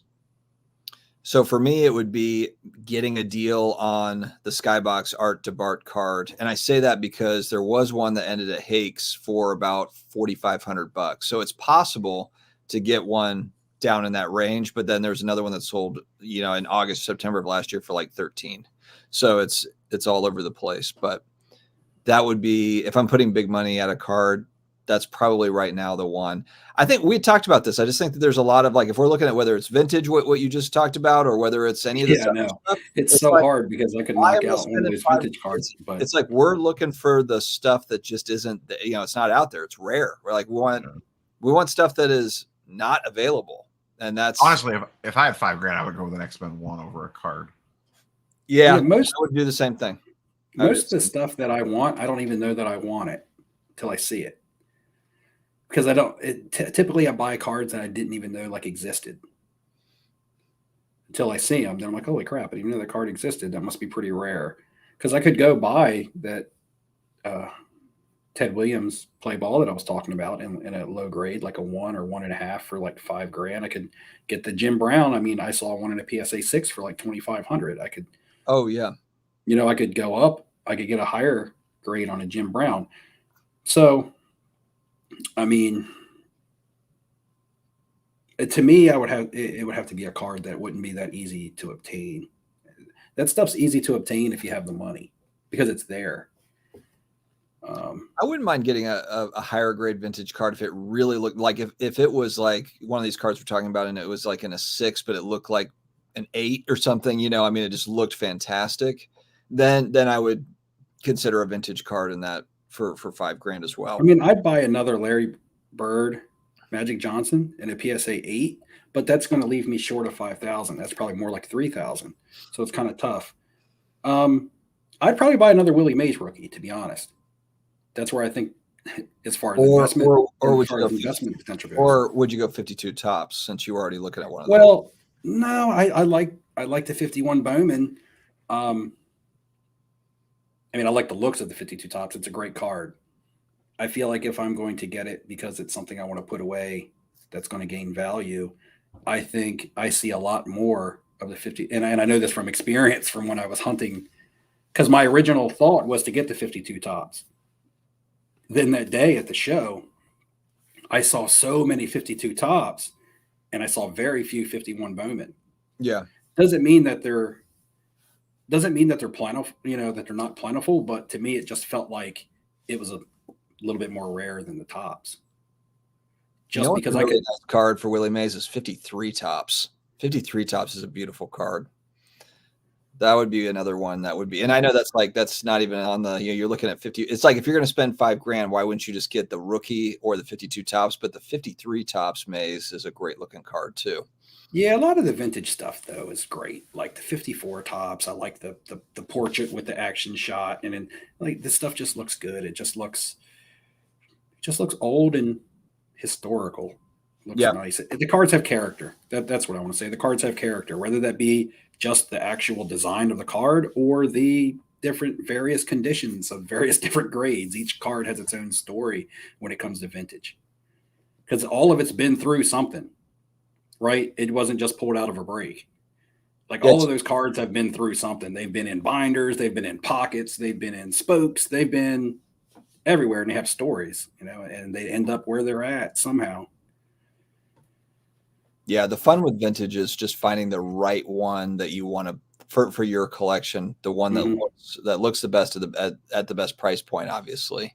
And that can be, you think it's easier said than done because you go to the National, there's a lot of vintage there, but prices are all over the place a lot of times, I mean, and then finding one that's not completely off centered. I mean, it can be challenging depending on what you're looking for. Well, you remember it took me all day long to finally buy that Willie Mays, and that was I found 4 of them, I think, in the room. I always say Yeah. 5 just to be sure, but I don't think it was 5. There might have been 4 of them in the room, You got the best one in the room. and there was a ton of the 52 tops. Like every vintage dealer had multiples, 4 or 5 different ones, different grades, various different grades, and I felt like tons and tons of vintage dealers there, probably at least 20 to 25 tables of nothing but vintage. And 4 of those tables had Willie Mays Bowmans. All of the tables had Willie Mays 52 tops. And I say 4 of the tables because one of the dealers had 2 himself. Actually, the dealer I bought mine from had 2 because he had one that was a higher grade, but the surface of the card wasn't as nice. It was like fuzzy. Remember the print of mine was a 1.5, and he had a 3, and that 3 was fuzzy. Yeah. And that's why yeah. And really he only wanted a little bit more money for the 3. So the 1.5, he wanted 4,700 for it. And the 3, he only wanted like $6K for it. So it was only like a $1,300 difference between a 1.5 and a 3, but it had a lot to do with the eye appeal because that 1.5 that I bought had a really nice surface, didn't have a lot of creases, and that the 3 actually was strong on the centering, but in edges, but the surface was like blurry. Yeah. Yeah. Michael Stone's talking about vintage football. I've always enjoyed vintage football for that reason. It's just so much less expensive than It's a lot more affordable. Yeah, it is. Way more affordable, just less collectors in it. But they look great. I mean, there's a lot of great looking vintage football cards for sure. All right, guys, I think that we are going to jump off. Thanks to Geoff Wilson for popping on and really doing the heavy lifting for us tonight. We are going to be at Culture Collision in 10 days, and we will report back, a few days after. We'll kind of talk through Cards HQ, the rats that we find in the store, and all the reaction videos. Be ready for that because that'll be coming out as soon as the show is over. I won't be there, so we can revert. I can interview you guys about Culture Collision. Well, there you go. All right, Neo can run it next time. I'm all for it. I'm not running chat. I'll just talk. He doesn't want to run the chat. All right, I'm not a crazy person. The shtick of the show is you running chat. All right. Till next time. Thanks for joining us. We will see you in 2 weeks.